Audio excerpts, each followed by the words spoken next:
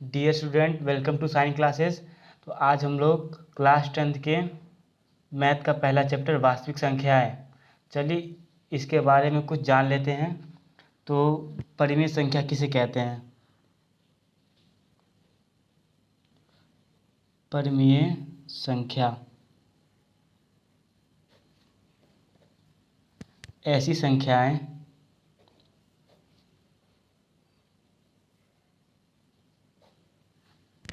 जो P/Q के रूप में लिखी जा सकती हो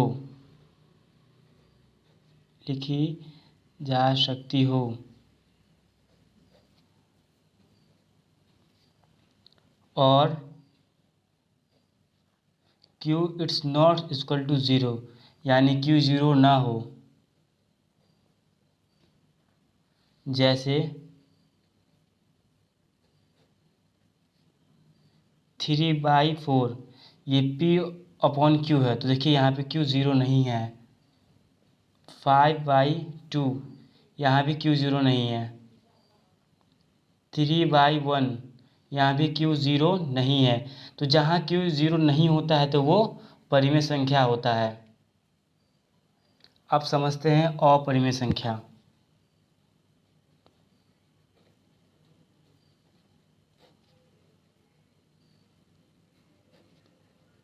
तो देखिए ये √2, √3, √5 और √7।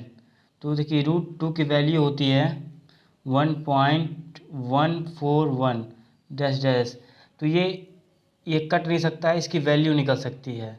तो जो संख्या नहीं कट सकता है वो अपरिमेय संख्या है। अब समझते हैं यूक्लिड विभाजन प्रेमिका। तो मैं कुछ एग्जाम्पल के माध्यम से आपको बता रहा हूँ, आगे इसका डिफिनेशन यानी कि इसका परिभाषा लिखवाऊँगा। तो पहले आप इसको समझिए। जैसे हम लेते हैं 3 को 7 से डिवाइड करते हैं तो 3 2 जा 6, यहाँ 1 आया। जैसे मैं एक और डिवाइड लेता हूँ 4 और 13, तो 4 तिया 12, तो ये देखिए यहाँ कट गया, यहाँ 1 आया। फिर एक और लेता हूँ एग्जाम्पल। तो 3 को 70 से भाग करते हैं तो यहाँ पे आ जाएगा 3 5 जा 15, यानी 3 5 15, तो कट गया, यहाँ 2 आया। तो मतलब यहाँ पे शेष ज़ीरो नहीं आ रहा है। तो यहाँ पे देखिए आप यूक्लिड विभाजन प्रमेय क्या है, हम इसकी जगह B रख देंगे, इसकी जगह A और इसकी जगह Q और इसकी जगह R।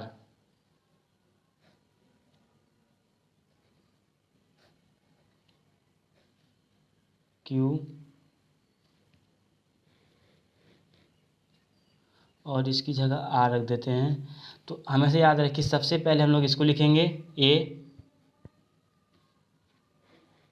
A बराबर BQ, A बराबर BQ प्लस R। तो यही हमारे ये यूक्लिड विभाजन प्रमेय का है और इसी का हम यूज़ करेंगे। यहाँ पे देखिए 0 R 0 से बड़ा और बराबर है और R B से छोटा है। इस बातों का भी ध्यान रखेंगे। तो चलिए अब हम आपको लिखवा देते हैं इसका परिभाषा। देखिए यूक्लिड विभाजन प्रमेय का डिफिनेशन है यानी परिभाषा है, दो धनात्मक पूर्णांक को A तथा B दिए रहने पर अद्वितीय पूर्ण संख्याएं Q तथा R का विभाजन है। तो A = BQ प्लस R, जो भी हम आपको समझाए हैं। तो R से बड़ा है 0, R 0 से बड़ा और बराबर है और B से छोटा है। तो ये रहा इसका परिभाषा। अब हम लोग चलते हैं यूक्लिड विभाजन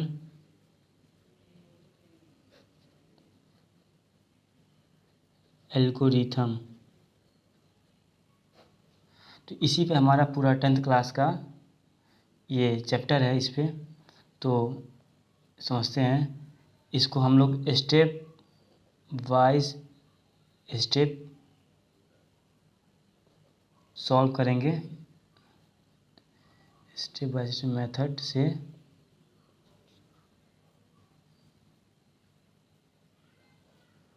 सॉल्व करेंगे। तो इसका सिर्फ मेन रीज़न ये होता है HCF, हिंदी में कहें तो इसको महत्तम समावर्तक।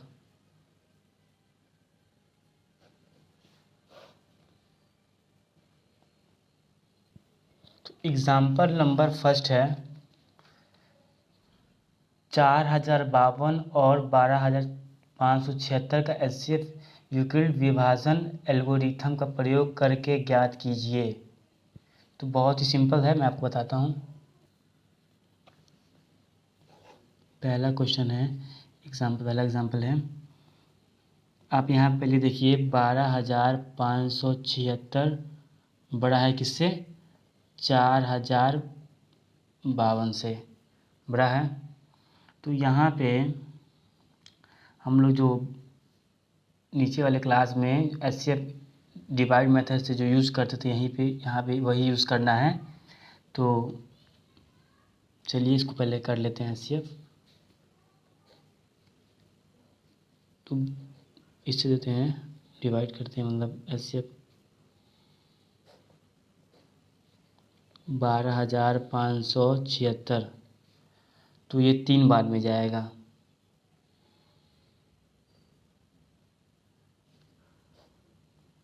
कट गया 0।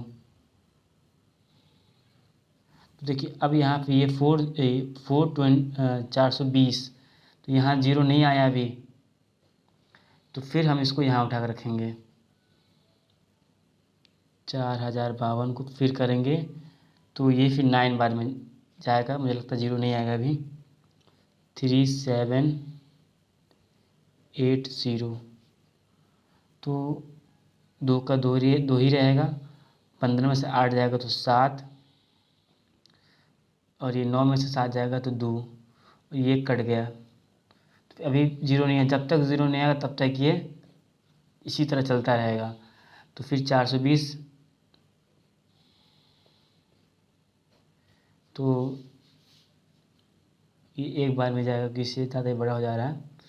तो 272 में 272, 10 में से 8 जाएगा, 10 में से 2 जाएगा तो 8 बचेगा, और ये 11 हो गया। इसको तो 4, और 3 में से 2 जाएगा तो 1। तो अभी भी 0 नहीं आया, 272 में यहाँ रखेंगे, तो ये भी एक बार में ही जाएगा। 12 में से 8 जाएगा तो 4, और 6 में से 4 जाएगा तो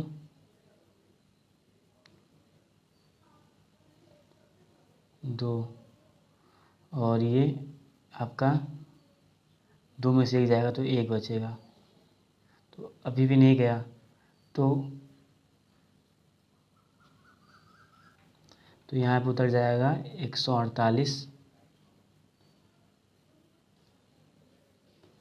तो ये जाएगा आपका एक बार में 24। तो 8 में से 4 जाएगा तो 4, और 4 में से 2 जाएगा तो 2, और एक कट गया, तो फिर 124। तो 24 बचे 120, तो 1 से कट गया, 2 से 2 कट गया, तो 4 बचा, तो फिर ये 4 यहीं रहेगा, और ये 24 उठ के यहाँ चला आएगा। तो 4 छक 24 कट गया। आखिर में क्या आया, 0 आया आखिर में, इसका शेषफल 0 आया। तो हमें यही लाना था। अब ये यहीं तक रुकेगा। चलिए अब इसको एल्गोरिथम की पर में से सॉल्व करते हैं। सबसे पहला काम हम लोग जो बताए थे मेथड, उसी मेथड पे रखना है इसको। यूक्लिड विभाजन एल्गोरिथम से। देखिए पहले इस बीच वाले उठाते हैं, 12,576 इक्वल टू 4,052 इंटू 3, 4,052 इंटू 3, और शेष इसका क्या आया था 420, तो प्लस 420। तो यहाँ भी r equal to not zero, तो यहाँ r it's not equal to zero, यहाँ पे r ज़ीरो नहीं है। तो फिर हम लोग, तो अब हम लोग 4,052 को लेंगे।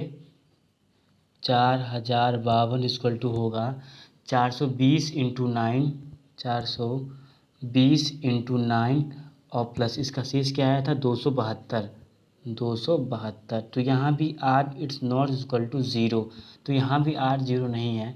तो उसके बाद हम लोग लेते हैं 420, तो 420 इक्वल टू हो जाएगा 272 into 1, 272 into 1 plus 272 into 1 plus इसका क्या आएगा 148। तो यहाँ भी r is not equal to zero, ठीक है। उसके बाद हम लोग यहाँ पे क्या लेंगे 272,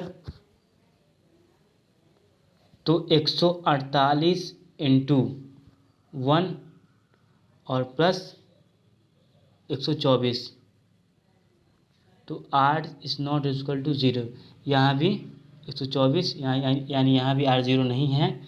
तो उसके बाद हम लोग इसको लेंगे 148, तो 148 होगा 124 इंटू 1 और प्लस 24, तो यहाँ भी r is not equal to zero, यहाँ भी r ज़ीरो नहीं है। तो फिर उसके बाद हम लोग 124 को लेंगे, तो हो जाएगा 24 इंटू 5 और प्लस 120, 24 इंटू 5 प्लस 4 होगा। तो यहाँ भी r is not equal to zero, यहाँ भी r ज़ीरो नहीं है।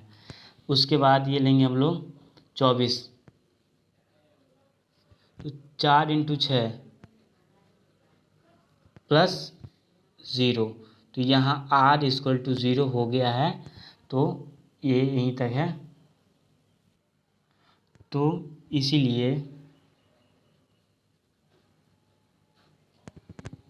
भाजक इक्वल टू 4 HCF है। मतलब हम लोग हमेशा इसकी जो लास्ट वाला है ये इसका 4 होगा, मतलब इसका भाजक होगा। तो हमारे ये कंप्लीट होता है यहीं पे। हम लोग चलते हैं सेकंड क्वेश्चन पे। तो सेकंड क्वेश्चन है, दर्शाइए कि प्रत्येक धनात्मक समपूर्णांक 2q के रूप का होता है तथा प्रत्येक धनात्मक विषम पूर्णांक 2q प्लस 1 के रूप का होता है जहाँ q कोई पूर्णांक है। तो क्वेश्चन नंबर 2 को सॉल्व करते हैं। माना a कोई धनात्मक पूर्णांक है,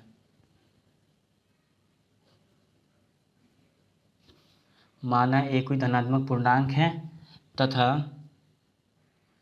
b बराबर 2 है। तो हम अपने फॉर्मूले पे आते हैं, 2AQ और यहाँ पे R। तो पहले a को लेते हैं ना, हम लोग पहले a को लेते हैं और 2Q प्लस R, इसको ऊपर लिख देते हैं यूक्लिड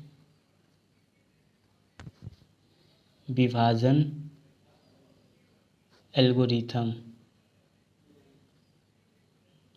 एल्गोरिथम से, ठीक है। तो अब जो है जहाँ जहाँ r इक्वल टू 1, 0 और 1। तो अब देखिए a equal to 2q plus r की जगह क्या रखेंगे? 0। एक बार 0 एक बार 1। तो पहले r की जगह हम लोग 0 रखते हैं, तो ये हो जाएगा a बराबर 2q। अब उसी तरीके से a बराबर 2q प्लस r की जगह क्या रखेंगे? 1। यदि हमें यहीं तक दिखाना था इसको, यदि a बराबर 2q है तो यह एक सम पूर्णांक होगा।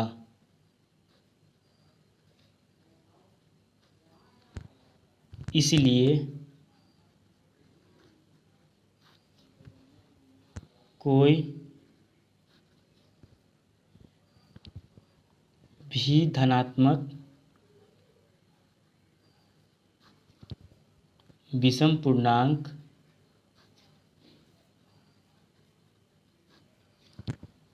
टू क्यू प्लस 1 के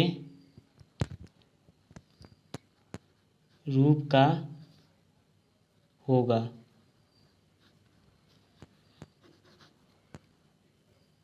तो यहाँ देखिए a बराबर 2q, ये 2 से कट जाएगा है, तो यह एक सम पूर्णांक है, इसलिए एक सम पूर्णांक है। और यहाँ पे 2q प्लस 1, 2 तो कट जाएगा पर 1 नहीं कटेगा, तो ये धनात्मक विषम पूर्णांक है। तो यही हमें दिखाना था। अब हम चलते हैं क्वेश्चन नंबर 3 पे। तो क्वेश्चन नंबर 3 है, दर्शाइए कि एक धनात्मक विषम पूर्णांक 4q प्लस 1 या 4q प्लस 3 के रूप का होता है तो जहाँ q एक पूर्णांक है, वही जो हम लोग भी किए हैं, जस्ट थोड़ा सा बदलाव है, सेम वही है। माना a एक धनात्मक विषम पूर्णांक है तथा b बराबर 4 है। तो वही रूल, 4q यहाँ पे हो जाएगा 4a और q। तो a बराबर, तो लिख देते हैं हम लोग सबसे पहले यूक्लिड विभाजन एल्गोरिथम से। तो देखिए a बराबर 4q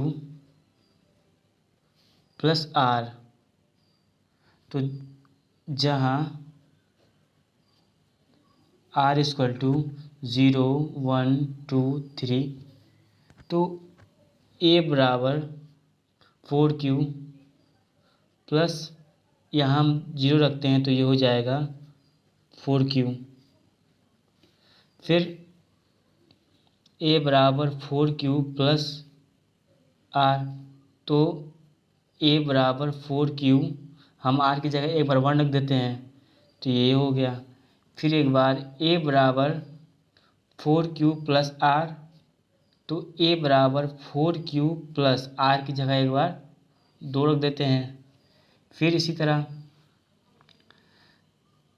a बराबर 4q प्लस r, तो a बराबर 4q प्लस r की जगह 3 रख देते हैं। चूँकि a एक विषम पूर्णांक है, इसलिए 4q और 4q प्लस 2 का नहीं है, अब देखिए क्यों नहीं है, क्योंकि देखिए 2 से ये भी कट जाएगा, 2 से ये भी कट जाएगा, 2 से ये भी कट जाएगा, तो इसलिए ये विषम पूर्णांक नहीं है। विषम का मतलब ऑड नंबर जो 2 से नहीं कटता है। क्योंकि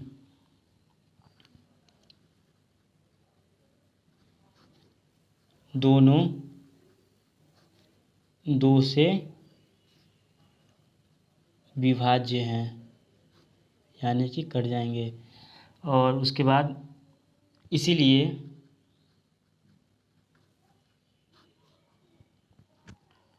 कोई भी धनात्मक विषम पूर्णांक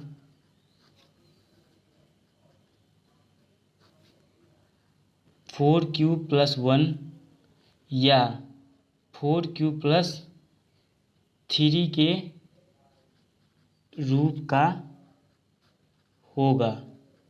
ये बिल्कुल सही है, क्योंकि 4q प्लस 1 ना 2 से कटेगा और 4q प्लस 3 ये भी 2 से नहीं कटेगा, तो इसलिए ये धनात्मक विषम पूर्णांक है। तो ये क्वेश्चन नंबर 4 है, एक मिठाई विक्रेता के पास 420 काजू की बर्फियाँ और 130 बादाम की बर्फियाँ हैं। वह इनकी ऐसी ढेरियाँ बनाना चाहती हैं कि प्रत्येक ढेरी में बर्फियों की संख्या समान रहे तथा ये ढेरियाँ बर्फी की परात में न्यूनतम स्थान घेरे। इस काम के लिए प्रत्येक ढेरी में कितनी बर्फी रखी जा सकती है? सिंपल सा है। क्वेश्चन नंबर 4 का सॉल्यूशन एचसीएफ इसमें है आपका होगा 420 और 130। आप जानते ही हैं कि 420 बड़ा है किससे? 130 से। तो हम लोग अगर इसका एचसीएफ निकालते हैं तो 130 और 420, तो 130 3 बार में जाएगा तो यहाँ 390, ये कट गया, 12 में से 9 जाएगा तो 3, यहाँ 30 आ गया, फिर 130 यहाँ पे आ जाएगा, तो 30 दाई 130, ये कट गया, यानी यहाँ 0 आ गया। तो हम लोग अब यूक्लिड एल्गोरिथम से तो 420 is equal to 130 into 3 plus 30, इसका शेषफल 30 है। फिर 130 बीच में लेते हैं और 30 इंटू 10, 30 इंटू 10 और प्लस क्या है 0 लेते हैं, तो यहाँ r is not equal to 0 और यहाँ r इक्वल टू 0। तो अतः 420 और 130 का HCF 10 है, इसीलिए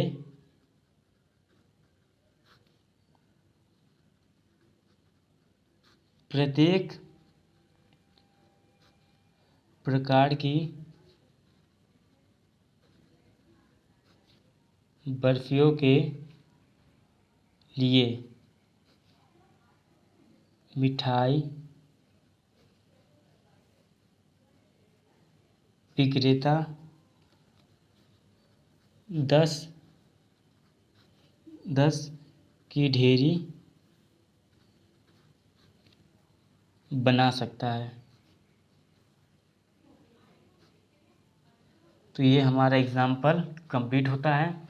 इसके बाद हम लोग अगली वीडियोज़ में एक्सरसाइज 1.1 पढ़ेंगे। और चलिए मोटिवेशनल कुछ सीखते हैं। रास्ते भी जिद्दी हैं, मंजिलें भी जिद्दी हैं, देखते हैं कल क्या होगा, हौसले भी जिद्दी हैं।